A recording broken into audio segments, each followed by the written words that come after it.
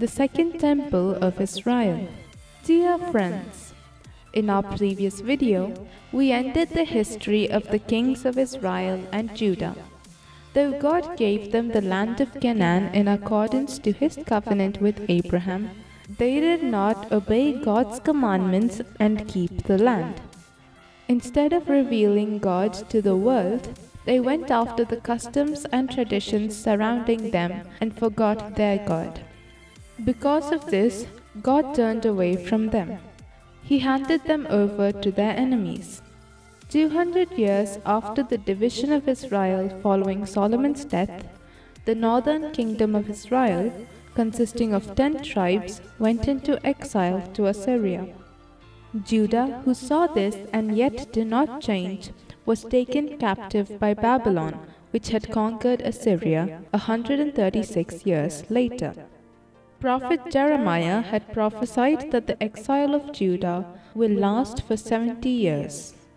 Daniel and Ezekiel were two prophets who lived during the exile.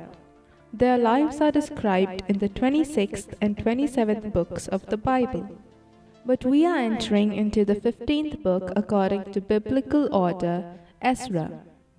By the 70th year of Judah's exile, the Persian king had captured Babylon. In the first year of Cyrus king of Persia, the Lord stirred up the spirit of Cyrus. He told the children of Israel to go back to Jerusalem and Judah and rebuild the temple of the Lord. Then the heads of the fathers' houses of Judah and Benjamin and the priests and Levites and everyone whose spirit God had stirred up set out to Jerusalem. And they were assisted by those who were around them with gifts. Cyrus the king also brought out the vessels of the house of the Lord that Nebuchadnezzar had carried away from Jerusalem and placed in the house of his God, and gave it to Sheshbazzar or Zerubbabel. Thus, under the leadership of Zerubbabel, a group of people set out for Jerusalem. They reached Jerusalem and they lived in their towns. 7 months later, the people gathered as one man to Jerusalem. They built the altar of the God of Israel to offer burnt offerings on it, as it was written in the law of Moses, the man of God. From the first day of the 7th month, they began to offer burnt offerings to the Lord. But the foundation of the temple of the Lord was not yet laid. In the 2nd month of the 2nd year after coming to Jerusalem, Zerubbabel and Joshua made a beginning, together with their kinsmen and all who had come to Jerusalem from captivity. And they appointed the Levites from 20 years old and upward to supervise the work of the house of the Lord. And when the builders made the foundation of the temple, they praised the Lord. But many of the priests and Levites and heads of the fathers' houses, old men who had seen the first temple, wept with a loud voice. Many others shouted for joy. When the enemies of Judah and Benjamin heard that they were going to build the temple, they asked them to take them along for the work of the temple. But the children of Israel did not allow it. These people are the ones that the king of Assyria brought to Israel from his country when he took Israel into captivity.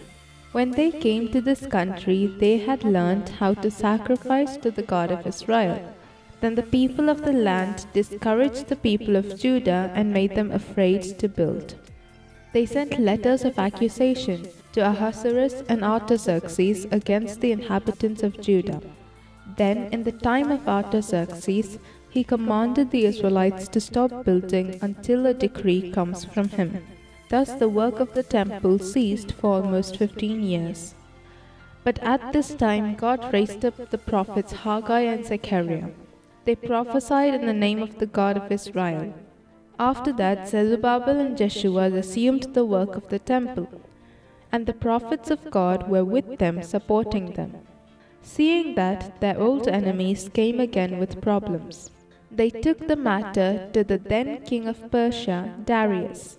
But the eyes of their God was on the elders of the Jews, and they did not stop their work until an answer from Darius came.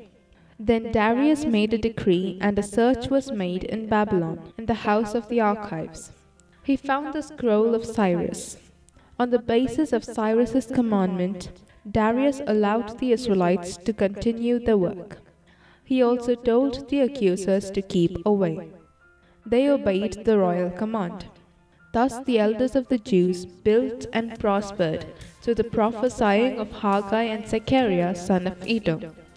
And the house was finished on the 3rd day of the month of Adar in the 6th year of the reign of Darius the king.